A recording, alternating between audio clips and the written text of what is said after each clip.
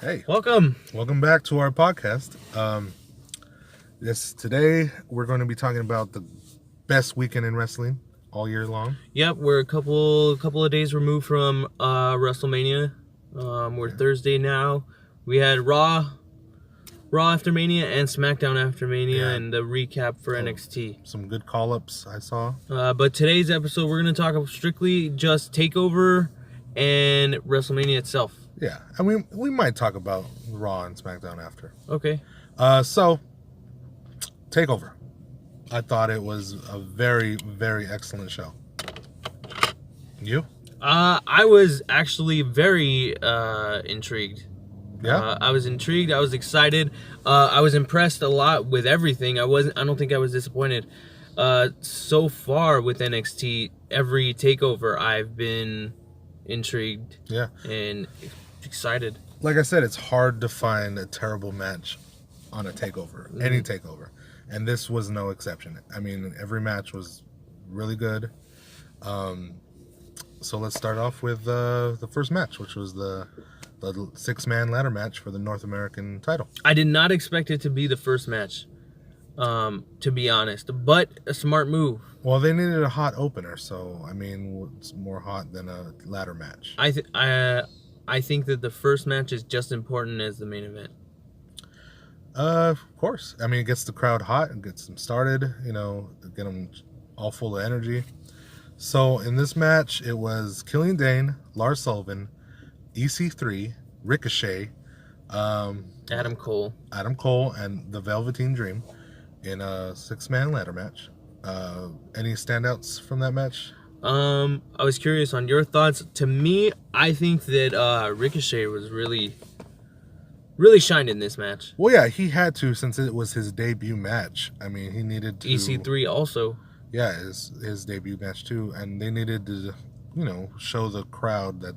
I mean, a lot of the crowd knew who they were and seen their work before, but, some of the other people needed to know who they were. Yeah, I think, I don't know, as far as EC3 goes, there was a lot of entertaining spots in the match where that involved him, like him and Adam Cole. Oh yeah, the good exchange with that one. He's like, EC3 baby, and then Adam Cole was like, nope. Yep. So I thought Velveteen Dream was very good. Really? Yeah, I'm a big fan, but I don't know if he stood out to me in this match. Yeah, for me he did. He dropped some. That big giant elbow. Yes. Dropping elbows on everybody. He sold the match well. Like he was taking punishment. Also, like I said, Ricochet did really great. That backflip off the ladder when it was getting tipped over. Yes. Oh man, that was a great spot. Also, some of the ladder spots, like the monster Lars Sullivan dropping people through ladders, and then killing there for a minute there, I thought he was gonna be doing the airplane spin. Oh, with the ladder? He didn't end up doing it. It looked like it. I kind of thought too, but yeah, he didn't. And then, and the outcome, I was happy with it. I was too. You know what? You called that one. I did call it. You called that one. I think I called every match except for the last one, the final, where I had Johnny Gargano. I had Tommaso Ciampa winning. I'm surprised that was the main event. You know what? Well, I wasn't surprised. We'll get there. Yeah. Let's finish this ladder match. Okay, so the ladder match was good. Adam Cole, well deserving of the belt. I think for him going forward, it's going to be a good thing. I think Undisputed Era definitely needed that title. Yeah, and then they had some good surprises later on. Yeah. So I think like the standout for me was Velveteen Dream, Ricochet. And the styles. Didn't he do a shooting star press onto everybody? Yeah, he off the ropes. I yeah. think, and he almost missed him. I was like, oh shit. So. Yep, some scary stuff. Yes. Ladder matches are very. Yeah, you gotta be careful. You gotta be careful. I think Velveteen Dream got busted open a little bit above his eye. No way. Yeah. If you go back and watch the match, you can see I think they even talk about it, but I'm not sure. But, okay. Yeah. So the next match is the women's. Yes. What I have to say about this match is, you know what? I loved it. I think I might have liked the wrestling match. Yeah. Their first Their encounter? first encounter, the wrestling in that match was perfect. Yeah. I liked that one better as far as wrestling goes. Mm-hmm. As far as storytelling, this one is way up there. Yeah, I mean, it had a better storytelling. Like, every time Shayna would try to do some MMA stuff, Ember would, like, counter with wrestling. So that was, I mean, it was good. I liked it. The outcome, it was good. Yeah, that's right. Last week you said that you didn't think she was ready. I said I didn't think she was ready, but the way the story was going and the way that Ember was going to be called up, I thought, yeah, that's what's going to happen. And I was like, I was good with it. I'm honestly happy that she won. Yeah. I don't know. She might be ready, but I think that I'm buying everything that she's selling to me as far as what she's doing. Yeah. I think that she's that top heel right now for NXT. Like I said, she'll do good as a monster heel, which will in turn elevate the woman who takes her down. Who do you think's gonna be that next baby? Dakota Kai, maybe. Kyrie. Kyrie's always there. She's good and she's popular. You know what? That's right. They're doing. They're continuing with that storyline from the Mae Young Classic, and then she's involved. They have a rivalry already. Yeah, so it's, I mean, the matches she'll they fought, probably be next. They're 1-1. Yeah. So. What about that? When she stomped on her arm and she like dislocated her shoulder. Yeah. Her just shoving her shoulder into that ring post. I had never seen anything like that before. I thought it was badass. I was just like, oh, okay. That's it. I don't know. I didn't think it was badass. I thought it was cool. It was kind of like, I don't know. I don't know. I thought bad acting. You think so? A little bit. I don't know. And then the commentators tried to sell her as, oh my God, I've never seen that. Her putting her shoulder back in. I don't know. It was a little forced to me to make her look badass. I don't know. Maybe that was. But it worked. Maybe he thought it looked badass. So right. It worked. I thought it worked. So it did its job. I mean, some people are just gonna miss, but the majority it'll probably hit. Well. Another thing that I noticed, she had been selling this shoulder the whole time, and at the end, she was pulling on her own hair. Yeah, I like that. Instead of holding the hands, she was pulling her hair. I like that. I mean, that worked for me because that was like because there was a couple of times that she had what was it, an armbar? It was where it just wasn't working because she was holding her hand, and then towards the end she was pulling her hair. Yeah. And I was like, this chick is awesome. Oh yeah, very. So it ended with Shayna Baszler winning, which is kind of what we thought was going to happen. And going forward, we'll see how well of a heel champion she'll be. Yeah. You think Ember Moon's gonna be on NXT for much longer? No, I think I saw an interview on WWE.com or something, or on the YouTube channel. Saying what? She was just like, "Oh, how do you feel about leaving unfinished business behind?" She's like, "Oh, I feel bad that I'm leaving that bully with the women of NXT, but they're very capable of taking her down." Yep. So, which in my opinion was like, "Oh, I'm moving on." I think that we should note that I'm sure that any of you guys already know this, but she's debuted on Raw this past Monday. Yeah, she's been called up.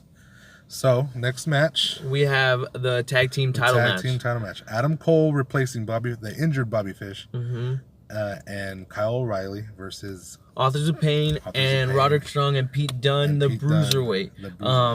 For the tag team titles and the Dusty Cup. Yeah, they took out Adam Cole pretty early. Because for necessity, he wrestled a ladder match. I thought it was smart. No, yeah, I thought it made sense. It's booking wise, it was what they needed to do. They made not Adam Cole, excuse me. Kyle O'Reilly looked pretty cool for a little while. Taking and then he took that big old hit, and he looked super strong for a minute, and then when he took that hit, he just went straight out. Yeah, the match was good. It wasn't great. Yeah, honestly, I only remember very few parts of this match. Yeah, the match was mostly for the ending angle, which was very surprising to me, but I kind of called it Mm-hmm. where I said there's going to be a new member, but I just wasn't correct in who was going to be the new member. And I always felt like Roderick Strong and Pete Dunne would something would happen between them that would cost them the match. And I didn't think it would be that drastic where Roderick would be doing a heel turn. For a bit, I forgot that they were actually Roderick Strong had been in a storyline with Undisputed Era for a bit. Yeah, that's when they first came in. They wanted him to join. He said no. He fought them. So, I mean, this brings it back full circle. So, I can't wait to hear why he turned his back on... Well, I can see why he turned his back on Pete Dunne, but why he decided to join yeah. the Undisputed. I want to hear that explanation. I hope that it's a good reason. What's a good word to describe it? Dickish. A dickish reason. Enough reason enough for me to want to hate him. Yeah. Because as of right now, I really like it. The popular thing is to like the heels. Mm-hmm. So I just want to hear a good reason from him as to why he did this. Yeah. I don't know. We'll find out on hopefully some NXT shows. You know what? The Kyle O'Reilly and Adam Cole's face when they saw that what he did, their shocked look was just priceless. What's going on? And then when Strong grabbed the armband off of Adam Cole and put it on. You know what? Today I saw a picture of all of them together, and Roderick Strong looks great in their team with their shirt on and the tag title belt, and that team just looks great. I think he fits perfect with Undisputed Era. I think so too. And it's better than somebody that's random to join, and especially since he has a little history there with them, I think that it's good. Yeah. So, yeah. So the match was good. Like I said, wasn't great. The outcome was a good outcome. I felt like Undisputed Era still needed to have the belts. So they continued on from there. So the next match is... we're looking at Aleister Black and Andrade Cien Almas for the NXT Championship. And this match was pretty good. I wouldn't say it was Almas Gargano good, but it was good. It surprised me. You know what? Andrade surprises me every time. Sometimes I forget how good he is. Yeah, he's a really great wrestler. So I liked in this match that Selena was more involved. Yeah, super involved. But then that also was the reason. Oh, definitely. Why he lost, and I thought that was great. I think, like I said with the Shayna Baszler match, I think a lot of this show has been great storytelling. Yeah, and that's what NXT does the best is storytelling. I don't know if it's because their takeovers are such far and in between as far as following the big four, but it seems like long-term storytelling with NXT is a little bit better than the fast pace that the main roster has. I think that is the reason. One is that they have time to tell stories, and two, I mean, they don't want to pack as much as they can. They have like 5-6 matches, and they let the matches tell even more story. Mm-hmm. And I think that's what makes NXT so great. So this match was pretty good. The ending was great. I liked how she jumped into Almas's arms, and then he turned around and got the fade to black. Mm-hmm. So, I mean, good ending. I like that. And I want to see who's gonna challenge Almas. Not, I mean, Black? who's gonna challenge Black? I'm still hoping that Drew McIntyre comes back to NXT before he jumps up to the main roster. Oh well, I think on the NXT pre-show, he had said something like that. I missed the pre-show for Takeover. So he had said something like, "I'm gonna be back." And okay. So, like I said, hopefully we'll see him. Okay. Try to reclaim his title. So now we have the best of friends turn enemies. Unsanctioned match. NXT is not responsible for what goes on in this match. Yeah. I'd say that it went It went pretty well. It went long, and there's a lot of story. A lot of story, a lot of background with these two. Yeah. A lot of callbacks to different times. Yes, if you keep up with the story, a lot of people, I think you were the one that pointed it out to me. You said the Cruiserweight Classic, some people think that it goes that far back. Yeah. And I think it kind of did when they sat down next to each other. That was a really good match. Yeah. In the tournament. I actually thought he was going to forgive him. And part of me kind of wanted him to. But then, as a good heel, Ciampa attacks him, which causes his defeat. And I thought the use of the knee brace was great. The use of crutches. He stole some crutches from a fan. Yeah, but that was great. I know, but that dude was a plant. You could tell.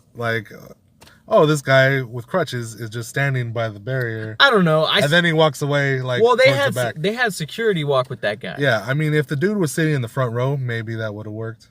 But what kind of a guy with crutches walks to the barrier and just stands there?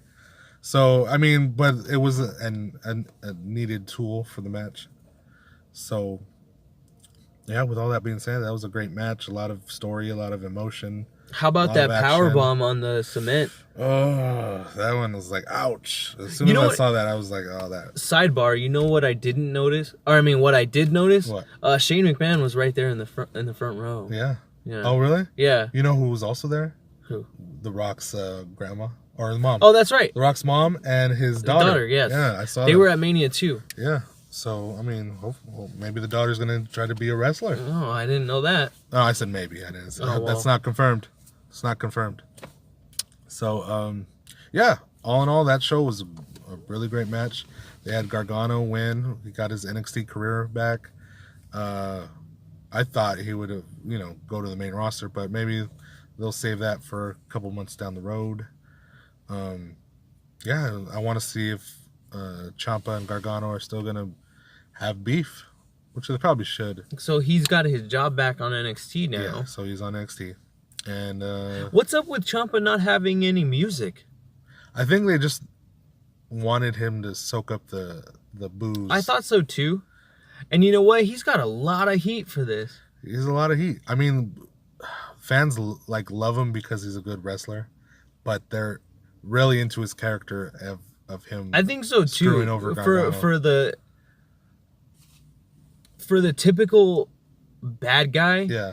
Everyone always loves that good bad guy, but I think he's doing such a good job that everyone just loves to hate him. Yeah, it's kind of like Cody Rhodes right now. Mm-hmm.